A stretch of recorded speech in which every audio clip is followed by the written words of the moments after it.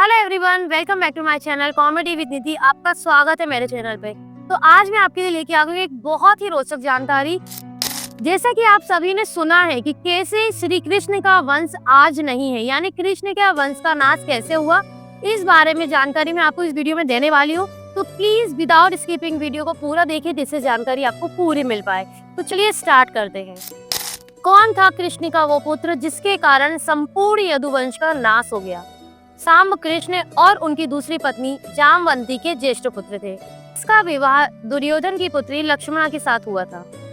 जब महाभारत का युद्ध समाप्त हुआ तो गांधारी ने श्री कृष्ण को उसका दोषी मानते हुए संपूर्ण यदुवंश का नाश करने का उन्हें श्राप दे दिया, जिसे कृष्ण ने सहस्त्र स्वीकार किया। उन्होंने ये भी कहा कि समय आने पे बलराम और स्वयं श्री कृष्ण पूरे यदुवंश का नाश कर देंगे।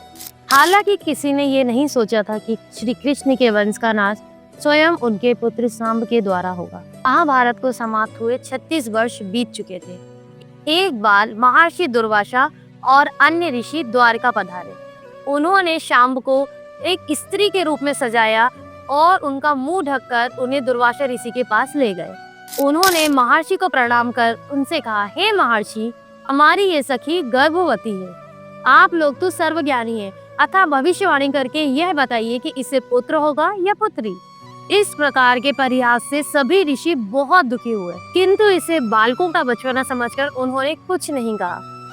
किंतु महर्षि दुर्वासा अपने क्रोध पर नियंत्रण नहीं रख पाए। श्राप तो वैसे भी उनकी जीभा की नोक पर रखा रहता था। उन्होंने क्रोधित होते हुए कहा, रे मूर्ख, तू हमसे ठिठोली करता है? क्या तेरी इस सखी के गर्भ में एक मूसल का प्रसव होगा और उसी मूसल से तेरे पूरे यदुवंश का नाश हो जाएगा। महर्षि दुर्वासा का ये श्राप सुनकर सभी लोग वहां से भाग निकले। अभी वो थोड़ी ही दूर गए थे कि सांब को प्रसव पीड़ा शुरू हो गई और उसने वही मार्ग में एक विशाल मूसल को उत्पन्न किया। अभी अत्यंत भयभीत हो उस मूसल को लेकर श्री कृष्ण के पास पहुंचे और उन्हें सारी घटनाएं सच सच बता दी। जब कृष्ण और बलराम ने ऐसा सुना तो अत्यंत दुखी हुए।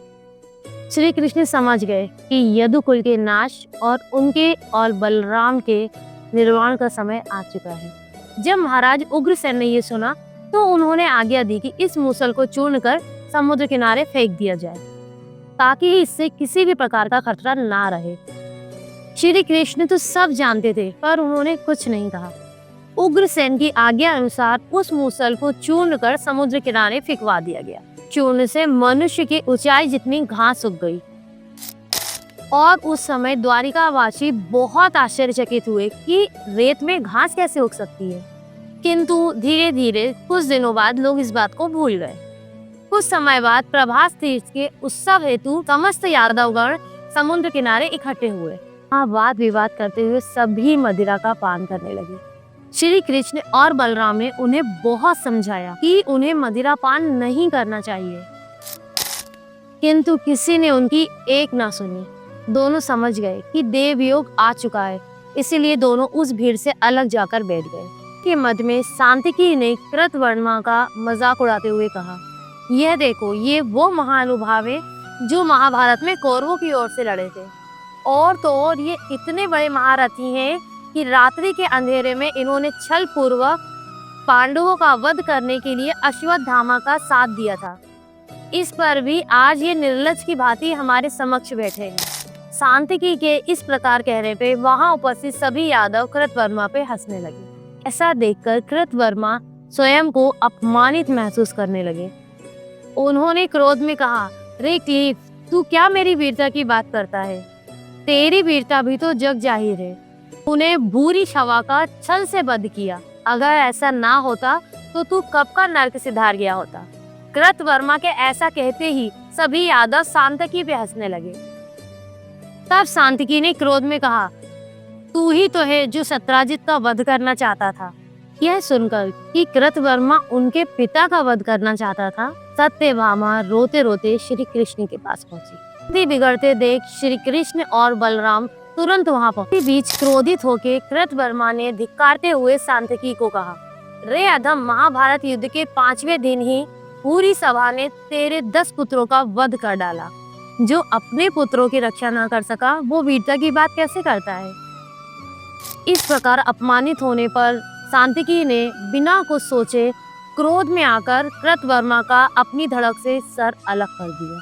कृतवर्मा के इस प्रकार मारा जाने पर वहां हाहाकार मच गया। सांत्विकी और कृतवर्मा द्वारिका में सबसे ज्यादा सम्मानित वीर थे। उनमें से एक की इस प्रकार हत्या होती देखकर उसी वक्त वहां के सभी यादव वीर कृतवर्मा और सांत्विकी के दो गुटों में बट गए। कृतवर्मा की हत्या भोजराज और अंधव कुल के राजा ने सांत्विकी पर आक्रमण कर दिया। सांत्विकी के प्राणों को संकट में आया देखकर श्री कृष्ण के पुत्र प्रद्युम्न उन्हें बचाने के लिए वहां उतर पड़े। बात ही बात में वहां श्री कृष्ण और बलराम के समक्ष ही यादवों के बीच युद्ध छिड़ गया। उत्सव का समय था, इसी कारण किसी के पास अस्त्र और शस्त्र नहीं थे। अभी सभी यादव वीरों ने तट पर लगी घास को उखाड़कर एक दूसरे को मारना शुरू कर दिया। दुर्वासा ऋषि के श्राप के कारण उन घासों से सहस्त्रों मूषल इकट्ठा हो गए और इसी से वो एक दूसरे का नाश करने लगे। जब श्री कृष्ण और बलराम ने यह देखा तो क्रोध में आके उन्होंने वहां से घास को उखाड़ा और एक एक करके सभी का वध करना आरंभ कर दिया। यही देखते श्री कृष्ण और बलराम को छोड़कर समस्त यादव कुल का सर्वनाश हो गया कि श्री कृष्ण और बलराम के पुत्र भी काल को प्राप्त हो गए। के बाद बलराम जी ने दुखी होकर वहां जल समाधि ले ली और कृष्ण अकेले वन में जाकर एक वृक्ष के नीचे लेट गए। वहां जरा नामक व्याध ने अज्ञानतावश श्री कृष्ण के पैर को कस्तूरी समझकर उस पे अपने बाण से प्रहार किया। वो बाण श्री कृष्ण का क्या कर सकता था, परंतु उस समय उनके अवतार का समय समाप्त हो चुका था। उसे कर्ता समझकर श्री कृष्ण ने अपनी लीला समाप्त की। इस प्रकार सांब के एक परिहास ने पूरे यदुकुल का नाश करवा दिया। तो दोस्तों, ये सत्य घटना है। आपको ये कैसी लगी आप प्लीज कमेंट में जरूर बताइएगा। और इससे हमें एक सीख भी मिलती है कि हमें व्यर्थ में किसी का परिहास या किसी का मजाक नहीं उड़ाना चाहिए। होप इस पूरी कहानी से आप ये समझ चुके होंगे।